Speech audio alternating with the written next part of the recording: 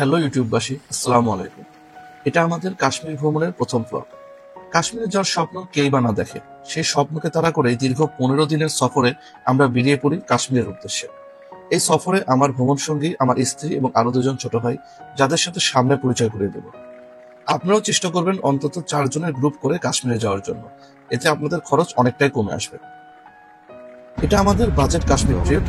এই সম্পূর্ণ কাশ্মীর ট্রিপে আমাদের অভিজ্ঞতা, কিভাবে যাবেন, কোথায় থাকবেন, থাকা খাওয়া ও যাতায়াত খরচ কেমন হবে, কোথায় কোথায় আপনারা স্ক্যামের শিকার হতে পারেন, এসব যাবতীয় তথ্য শেয়ার করার চেষ্টা করব এই সম্পূর্ণ কাশ্মীর সিরিজে। তাই যারা কাশ্মীরে যাওয়ার জন্য প্ল্যান করছেন অথবা ভবিষ্যতে যাবেন, তাদের জন্য এই পুরো সিরিজটা খুবই হেল্পফুল হতে যাচ্ছে। তো চলুন কথা না বাড়িয়ে শুরু করি আমাদের মূল ভিডিও। আমাদের যাত্রা শুরু হয় পাবনা থেকে। আমরা বেনাপোল বর্ডার হয়ে ইন্ডিয়ায় প্রবেশ করব, কিন্তু পাবনা থেকে বেনাপোল পর্যন্ত সরাসরি কোনো বাস নেই। তাই আমরা প্রথমে যাব নাভারন। পাবনা থেকে নাভারনের ভাড়া নিয়েছিল 350 টাকা। আমাদের বাস ছিল সকাল 7:50-এ। আমরা 12:30টার মধ্যে নাভারনে পৌঁছে যাই। সেখান থেকে বর্ডারের দূরত্ব 12 কিলোমিটার। আমরা নাভারন থেকে একটা অটো ঠিক করি। পার পার্সন ভাড়া নিয়েছিল 35 টাকা। আধা ঘন্টা পর প্রায় 1টার মধ্যে আমরা বেনাপোল বর্ডারে পৌঁছে যাই। বেনাপোল বর্ডারে ভিড় এড়ানোর জন্য সবচেয়ে ভালো টাইম দুপুরবেলা। এই সময় ভিড়টা তুলনামূলক অনেকটাই কম থাকে। তো আপনারা যারা প্রশ্ন করেন যে কোন সময়টাতে বেনাপোল বর্ডারে গেলে ভিড় কম পাওয়া যাবে, সেক্ষেত্রে আপনারা দুপুরের টাইমটা বেছে নিতে পারেন। আমাদের বাংলাদেশ ইমিগ্রেশনে তেমন কোনো লাইনেই দাঁড়াতে হয়নি, খুব সহজে আমরা ইমিগ্রেশনের কাজ কমপ্লিট করে নোম্যান্স ল্যান্ডে চলে যাই।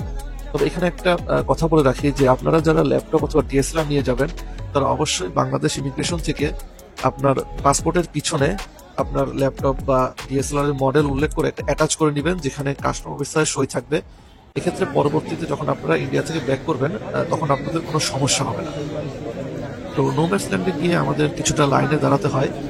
প্রায় 40 মিনিট লাইনে দাঁড়িয়ে থাকার পরে আমরা ইন্ডিয়ান ইমিগ্রেশনে প্রবেশ করি এবং সেখানে আমাদের সম্পূর্ণ কাজ কমপ্লিট করে খুব দ্রুত সময়ের মধ্যেই আমরা প্রবেশ করি ইন্ডিয়াতে।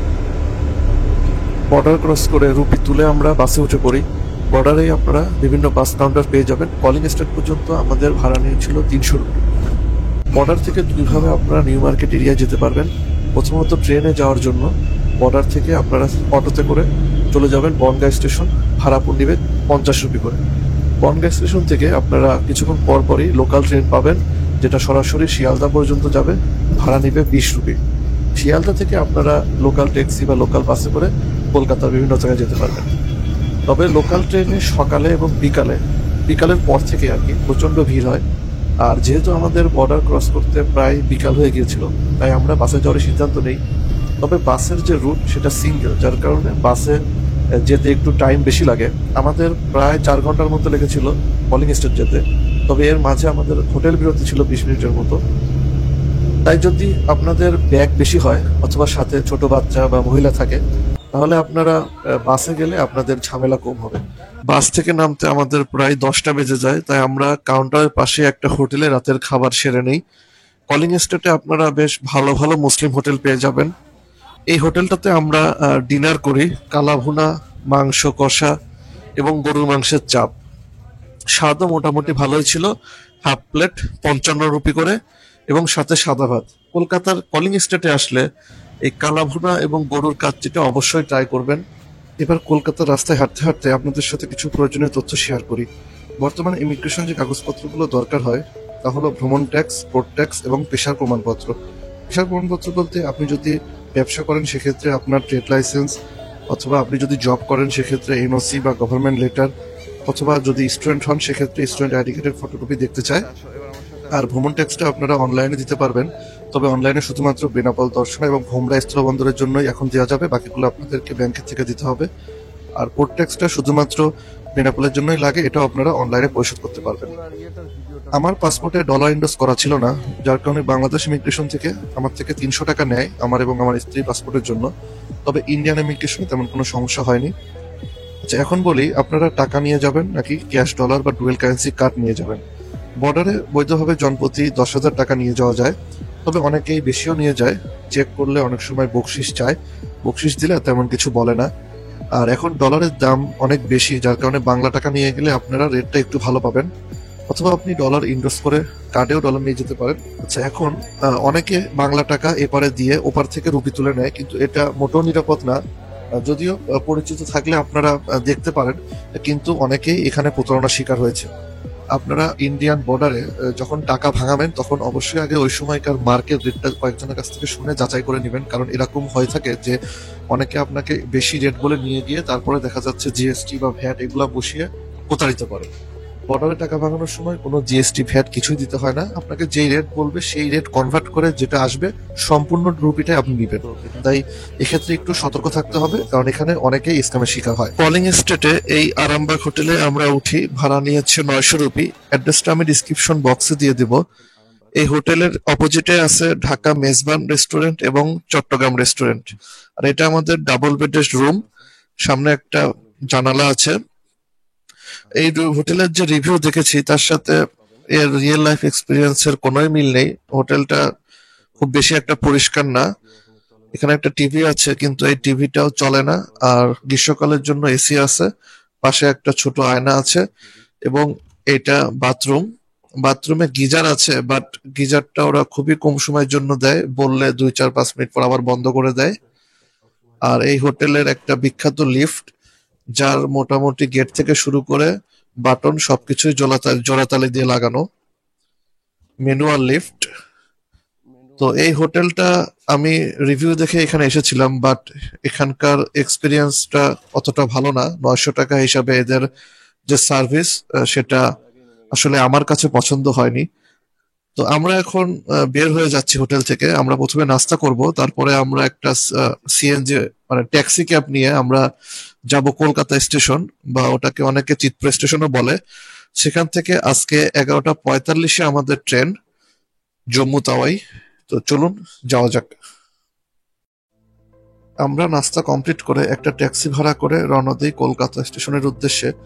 ভাড়া নিয়েছিল 220 রুপি এবং যেতে সময় লাগবে প্রায় 40 থেকে 45 মিনিট। তো আপনারা যারা ট্রেনে কাশ্মীরে যাবেন তারা অবশ্যই ট্রেনে ওঠার আগে কিছু শুকনা খাবার, পানি এবং ফলমূল সাথে নিয়ে উঠতে পারেন, কারণ এটা একটা অনেক লম্বা সময়ের জার্নি এবং ট্রেনে খাবারের দাম কিছুটা বেশি। তো আমি আপনাদেরকে এখন আরেকটা ইনফরমেশন দিই। আপনারা যারা কলিং স্টেট থেকে হাওড়া যাবেন, হাওড়া স্টেশন পর্যন্ত ভাড়া নেবে 150 থেকে 200 রুপি। কলকাতা স্টেশন বা চিতপুর স্টেশন পর্যন্ত ভাড়া নেবে 200 থেকে 250 রুপি। আর শিয়ালদা স্টেশনে গেলে ভাড়া নেবে প্রায় 150 প্লাস বা 150 রুপির মতো। আমরা চলে এসেছি কলকাতা স্টেশনে। এর আগে আমি শিয়ালদা এবং হাওড়া স্টেশনে গিয়েছি, বাট কলকাতা স্টেশনে এই প্রথম।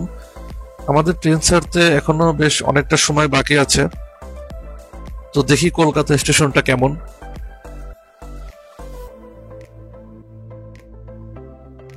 প্রথমে এখান থেকে ব্যাগটা চেক করে আমরা স্টেশনের ভিতরে ঢুকবো। কলকাতা স্টেশনটা হাওড়া এবং শিয়ালদা থেকে বেশ অনেকটা ছোট। আর এটা হচ্ছে আমাদের ট্রেন। এই ট্রেনে করেই আমরা এখন রওনা দেব জম্মু তাওয়ের উদ্দেশ্যে। ফুট ওভার ব্রিজে এসকেলেটরও দেওয়া আছে, যার কারণে সাথে যদি অতিরিক্ত লাগেজও থাকে তাহলেও কোনো সমস্যা হবে না। তো এই ফুট ওভার ব্রিজ থেকে নেমে আমাদেরকে ট্রেনে উঠতে হবে। আর এটা হচ্ছে আমাদের সেই কোজাত এক্সপ্রেস। একটু পরে এই ট্রেনে করেই আমরা রওনা দিব জম্মু তাওয়ের উদ্দেশ্যে। আর এটা আমাদের সিট, এখানে 3টা করে বেড আছে। আমাদের এই সিট 3E। 3E এবং 3A এর মধ্যে তেমন কোনো পার্থক্য নেই, জাস্ট হালকা 19-20। আপনারা যেখানে ভালো পাবেন সেখানে কেটে নেবেন। আর এটা আমাদের বগি M1। বগিটা যথেষ্ট পরিষ্কার। সিটের সামনে এখানে ছোট একটা আয়নাও দেওয়া আছে। আর গেটের থেকে বের হলে প্রথমে আপনারা একটা বেসিন পাবেন। বেসিনের উপরেও আয়না দেওয়া আছে এবং সবকিছুই মোটামুটি পরিষ্কার। দুই পাশে দুটো বাথরুম আছে। এটা লো কমোড। এখানে একটা বড় আয়নাও দেওয়া আছে। আর পাশেরটা, হ্যাঁ, এটা হাই কমোড, এখানেও আয়না দেওয়া আছে। আমরা এখন রওনা দিয়ে দিলাম। প্রায় 45 ঘন্টার জার্নি আমাদের শুরু হলো জম্মু তাওয়ের উদ্দেশ্যে। ট্রেন যথাসময়ে সেরে গিয়েছে। তো চলুন দেখি ট্রেনে আমাদের কেমন এক্সপিরিয়েন্স হয়, সেটাও আপনাদেরকে জানাবো।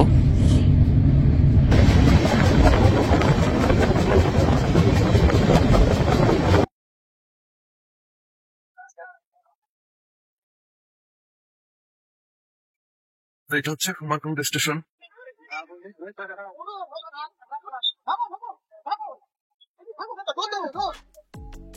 তো আমাদের আজকে প্রথম দিনের লাঞ্চ চলে এসেছে। ট্রেনের ভিতরে ক্যান্টিন আছে, আপনারা সেখান থেকেই অর্ডার করলে আপনাদের এই খাবারগুলো দিয়ে যায়। আর আমার এখানে আজকে আমি লাঞ্চের জন্য নিয়েছি একটা ভেজ থালি এবং একটা এগ থালি। এগ থালিতে পড়েছে 160 রুপি আর ভেজ থালি 180 রুপি। এগ থালিতে আছে ভাত, তারপরে 2টা ডিম, সবজি, ডাল, একটা মিষ্টি আর 3টা রুটি।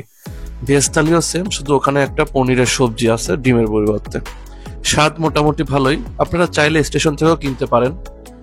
আমি সেটাও দেখাবো, স্টেশনের খাবারও ট্রাই করব আমরা। তো টেস্ট মোটামুটি ভালো।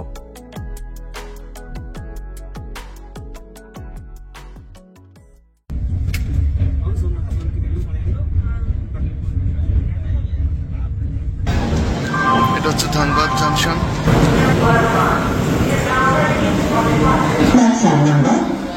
আমরা এখন বলছিলাম গায়া জংশন। এটা হচ্ছে বিহারের Gaya. Good morning from Ayodhya.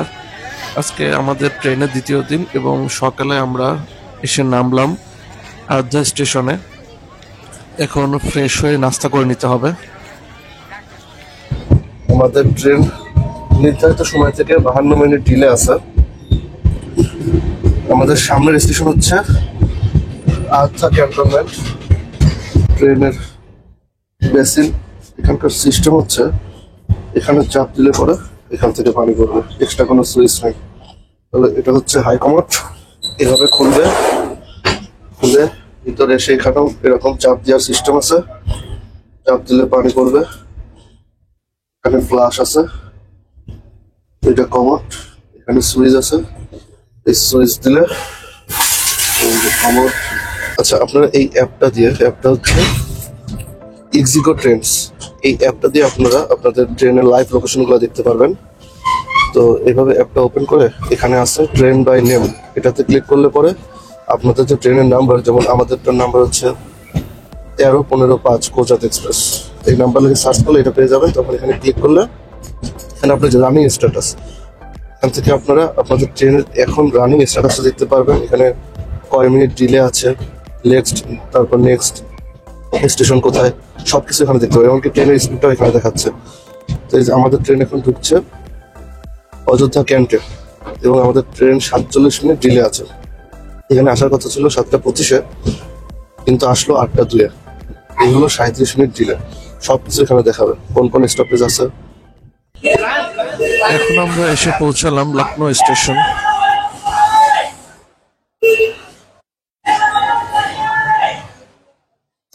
যেখানে গাড়িগুলো পাওয়া যায়, এগুলো আপনি নিতে পারেন, চার্জ নেই হয়তো। ये कितने का है? 60 का आधा किलो। और कला 50 रुपये किलो। ये कितने का? 90 रुपया। और ये रोटी रोटी 16 पूरी है 70 रुपया। আচ্ছা, এখান থেকে একটা ডিমের থালি নিলাম 90 টাকা দিয়ে। এটা হচ্ছে সেই বাইরের থেকে কিনা, আর হচ্ছে ট্রেনের। বাইরেরটার স্বাদ একদমই নাই, হচ্ছে ট্রেনেরটা অনেক ভালো, কোয়ালিটিফুল। এখন আমরা এসে নামলাম মুরাদাবাদ জংশন। সামনে একটা আছে দিল্লি ট্রেন।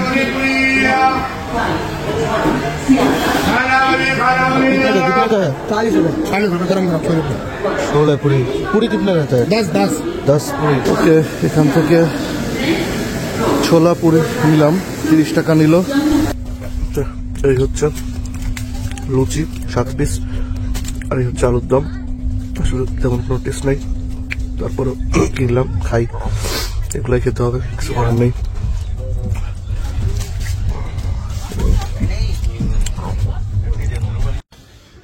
আজকে আমাদের ট্রেনের দ্বিতীয় দিন। আমরা সকালে এসে পৌঁছালাম কাঠুয়া। এখান থেকে কলকাতা সিমেন্ট নেটওয়ার্ক চলে যায়। এরপরে আমরা জম্মুতে গিয়ে আবার আমাদেরকে জম্মু সিম কিনতে হবে। তবে জম্মুতে সিম পেতে কিছুটা সমস্যা হয়। আপনাদেরকে দেখিয়ে দেবো আমি যে কোথা থেকে আপনারা সিম নেবেন। আর মোটামুটি 1 থেকে 1.5 ঘন্টার মধ্যে আমরা জম্মু তাওয়া স্টেশনে পৌঁছে যাব। প্লাস 45 ঘন্টা জার্নি করে এটা হচ্ছে জম্মু স্টেশন।